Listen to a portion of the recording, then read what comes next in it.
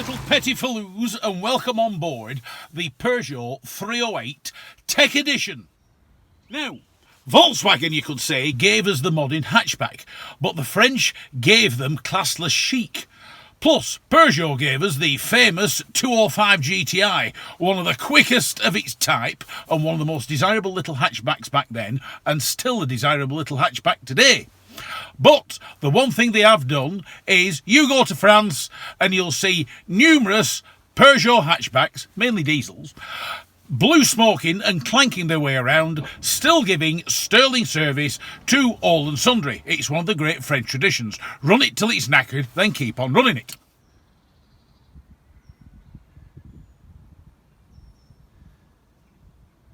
Now, what have we got with this? Now, I must say, I've done over 600 miles in this car since it arrived just over a week ago, and I am seriously impressed with this little Tech Edition. This one's the petrol, although there is a diesel available. But given this little 1.2 petrol, what it can do to the gallon, it's giving me 43 to the gallon. Not quite what Peugeot say it'll give me, but it is still more than respectable. Little 1.2 petrol, as I said, hits 60 in 9.1 seconds, though you're not that bothered about it these days, since you can't really do anything like that. It has a top speed of 130 miles an hour, so I am told, from its little engine. It's a great little engine. It revs and goes like no tomorrow. What a great little engine. 43 to the gallon. At minimum, as I said, I've been getting 44, 45, 46. What more do you want?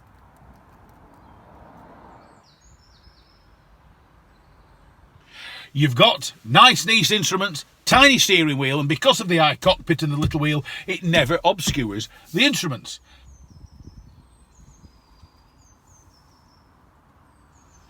Ref counter works back to front, should you be interested. You don't think you're going backwards. No, it just works back to front. You've got a nice 9.7 inch screen which controls absolutely everything. Apart from that, there's a knob for the radio. No comments about any other knobs.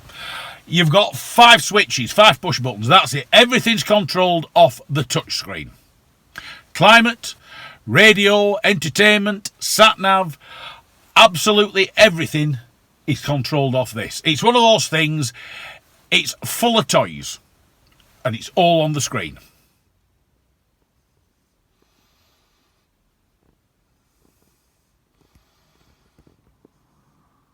It's elsewhere, you've got really nice suede seats with like a digital effect sewn into them. It's suede, it's got the fabric.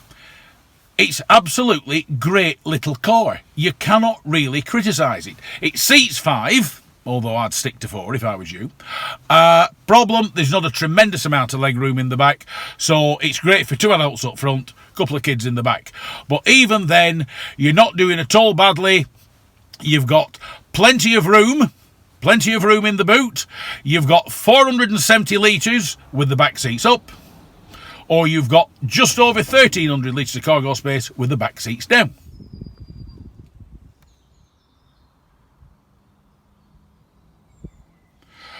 So what's it like to drive? It's quite soft. It's quite a soft suspension, but that counts in its favour. It's very, very smooth on the road, especially over distance.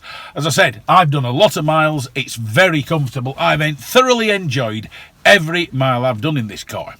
Slightly soft suspension, the electric steering, and it's still one of my criticisms of Peugeot, and of course it translates over to Citroën. The electric steering is at times twitchy on the motorway, and it tends to become more so on damp surfaces, especially if there's smooth damp surfaces. But apart from that, gearbox, 6-speed, it's positive, if not crisp. It has that typical Frenchness about it. But in every other respect, I've always said, cars come, cars go, but this I will be sad to see go. A while ago, I had the GTI version. I think it's called the Coupe Franche, which is the 2-tone one. But being French, it's not one colour top, one colour bottom. It's red at the front, black at the back. So it actually makes you look like you've got 2 cars. It doesn't half confuse folk. But I will be sad to see this car go. I would thoroughly enjoy this car as a daily driver. I would recommend this car as a daily driver. It's great fun to drive. As I said, pushing into a corner hard, little bit of understeer.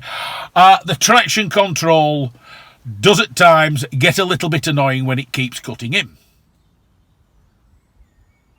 Also, it's got a speed camera warning. The problem is you can't turn it off, and given the number of speed cameras that we've got in this marvellous country of ours, it never shuts up. But that aside, you can live with all this. I can thoroughly recommend the 308 Tech Edition. You don't need the GTI. You don't need anything fancy. This is a great motor. Price-wise, this is £22,864, so it's not cheap. The diesel is £24,164, so it's even less not cheap. But if you're looking for a nice hatchback, plenty of style, enjoyable to drive, can assure you, you won't go far wrong with Peugeot's latest 308 Tech Edition. You can hear the full review on the Backseat Driver radio show on Drystone Radio 103.5 FM with It's Me, Mark Stone, and you'll find various comments, etc. over the next few days posted on It's the Me, Mark Stone and the Mark Stone social media pages. Thank you very much indeed. We'll see you next time. Be good.